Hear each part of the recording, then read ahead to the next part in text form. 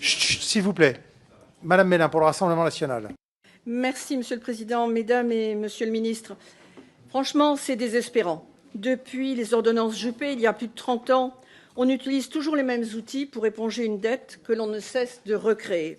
Augmentation des taxes et des cotisations, CADES, ONDAM, régulation, franchise, taxation d'office, déremboursement et toujours le médicament comme variable d'adaptation.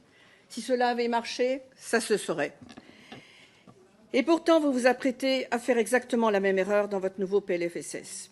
Le constat actuel est sérieusement dramatique. En matière de recettes, votre gestion des 255 milliards de la caisse maladie, mais aussi des 666 milliards des 5 branches de la sécurité sociale et en annexe les 902 milliards de la totalité de la protection sociale est devenue totalement contre-productive.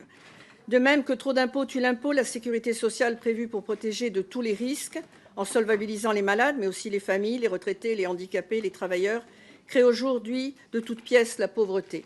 Le montant de la fiscalité par des impôts et taxes d'État, mais aussi ceux qui financent à 50% la sécurité sociale, ont fini d'appauvrir les actifs et retraités.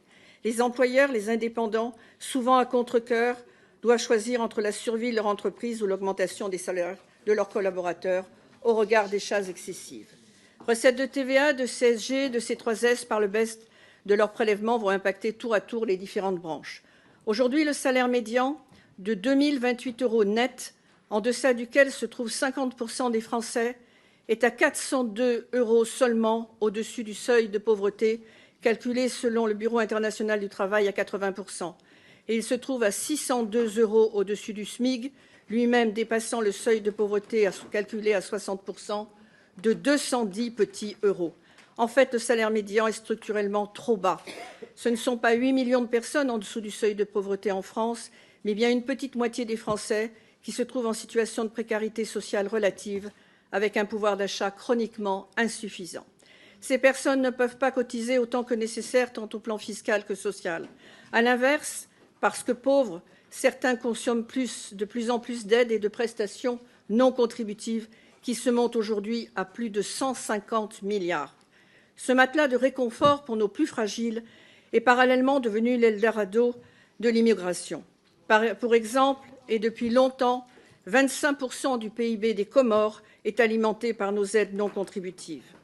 Parallèlement, les recettes peinent à être au rendez-vous. Les marges des entreprises sont érodées sous le poids des impôts et charges. 63 000 faillites en 2024, déjà 80 000 sur les 3 premiers trimestres 2025. C'est une catastrophe économique qui se profile pour tous. Les plus précaires comme les classes moyennes, voire certaines les plus aisées, vont être touchées. Dès lors, c'est toute notre croissance, nos innovations et notre compétitivité qui sont en jeu. Quant à vos prévisions, c'est le Haut Conseil des finances publiques lui-même qui nous dit qu'aujourd'hui, elles sont encore beaucoup trop optimistes. Et demain, comme depuis plusieurs années, elles apparaîtront utopistes, même si l'inflation s'est stabilisée. Et que dire de l'approximation des chiffres de toutes les branches, comme le relève une fois de plus la Cour des comptes dans ses rapports de certification. En matière de santé, seul domaine où des tiers interviennent en sus de l'administration, vous n'hésitez pas à manier le rabot, certes en couche mince, tant le système est à l'os. Et vous mettez tout le système en danger pour quelques centaines de millions. Les officines pharmaceutiques, les radiologues, les biologistes débauchent des chats. Et que dire de ces méthodes qui consistent à discuter à l'infini des amendements, à voter des lois et ne jamais faire passer les décrets. Et vous, fièrement, arc-boutés sur l'ONDAM et les comités d'alerte, vous pilotez des outils de 30 ans d'âge qui ont fait la preuve de leur toxicité. Ils sont archaïques, aveugles et toujours à rectifier. La preuve en est la dette de 10 millions de crédits à l'ACOS en 2010, 83 milliards aujourd'hui. Alors, merci. Point n'est besoin de revoir de questions ni de réponses. Des actes suffiront. Je vous remercie. Très bien, donc il n'y avait pas de questions.